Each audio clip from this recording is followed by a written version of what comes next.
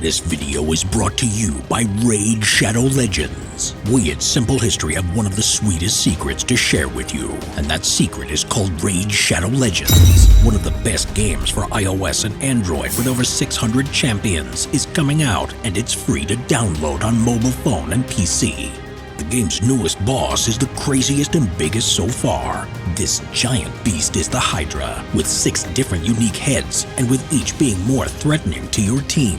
Be extra careful of Head of Blight, which uses poison to weaken your team and make it super hard to land your attacks against the Hydra.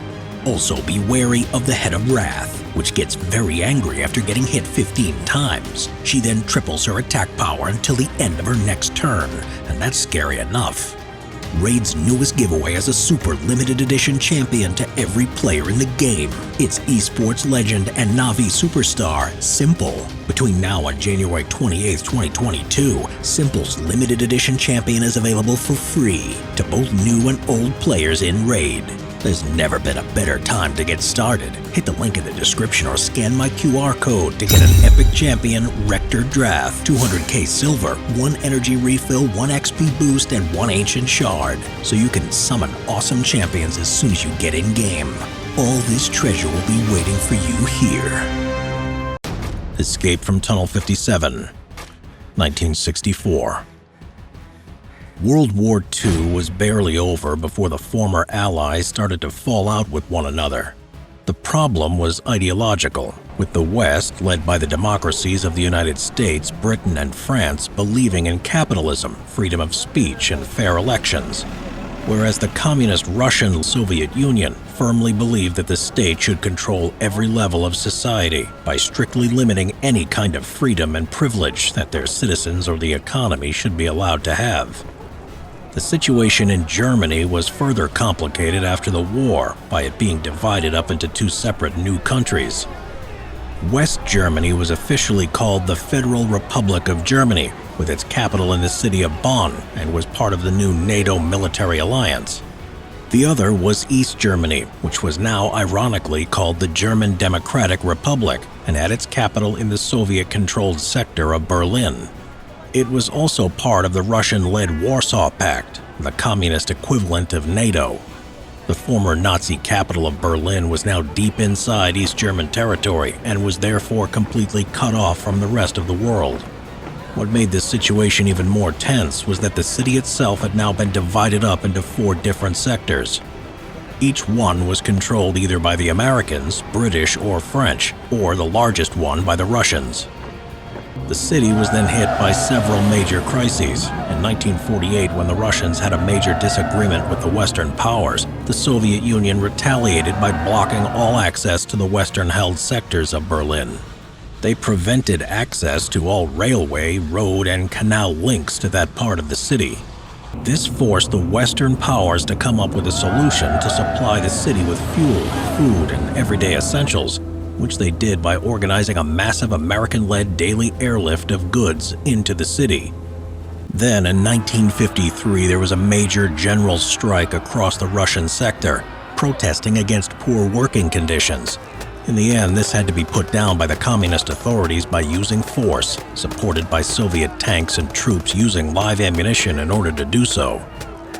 Over 160 East German civilians were killed before the unrest was finally brought under control. By 1961, with so many East German Berliners escaping to the West, it was now seriously damaging the German Democratic Republic's economy, as well as becoming a serious negative propaganda issue for the communist regime. So without any warning, the Republic's authorities started to build a wall around the western-held area of Berlin. This was rapidly completed in a matter of weeks, cutting off family and friends from one another all across the city. The wall was truly formidable, with large concrete blocks, tall barbed wire fences, minefields, and watchtowers with powerful searchlights, constantly patrolled by armed guards who had orders to shoot to kill anyone caught violating the rules.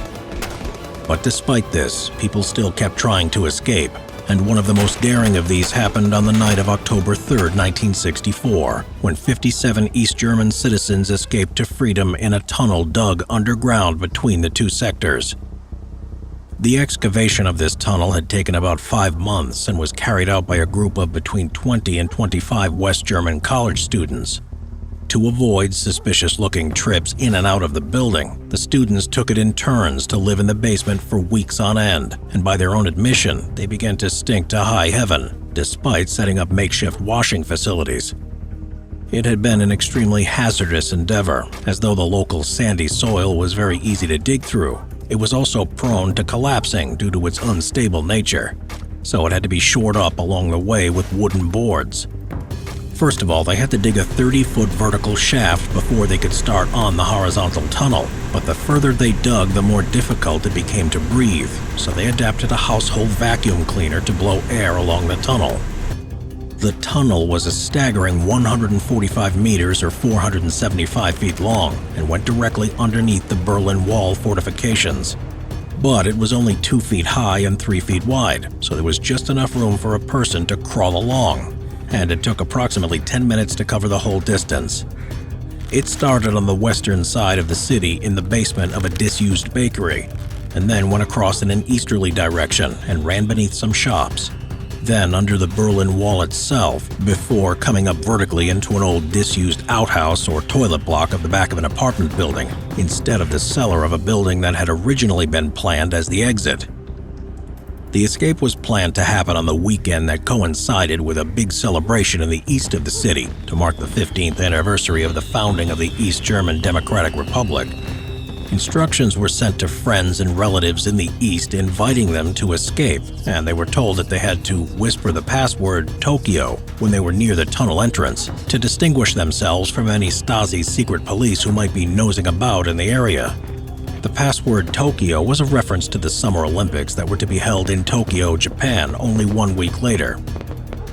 Among the college students helping to organize the escape to the west was Reinhard Führer, who in later years became an astronaut and was a payload specialist on one of the Challenger space shuttle missions. A total of 54 adults and 3 children made their way across in groups of 2 to 3 that night in October, aided by their West German helpers. But just as the last group got across, a truckload of East German security guards turned up at the entrance to the tunnel after a tip-off from somebody reporting suspicious activity in the area. As the last of the West German helpers were about to cross back into West Germany, there was an exchange of gunfire between them and the East German security forces. In a brief firefight, a young East German border guard was hit several times and killed. None of the escapees or West German helpers were ever captured, and it ended up being a major embarrassment for the East German authorities, who afterwards claimed that the guard had been shot and murdered by West German agents, something that was denied by the West Germans. The guard who was killed was 21-year-old Sergeant Egon Schultz, who became a national hero in the East, and many streets, buildings, and schools were named after him. The escape was the largest ever recorded from the east to the west and became known simply as the story of Tunnel 57, due to the number of East Germans who had managed to escape to freedom that night. Decades later, after the unification of Germany, secret East German files revealed that Sergeant Schultz had indeed been hit in the crossfire with the students, but the shot that had actually killed him had been from friendly fire. His own men had accidentally shot him in all the confusion in the darkness.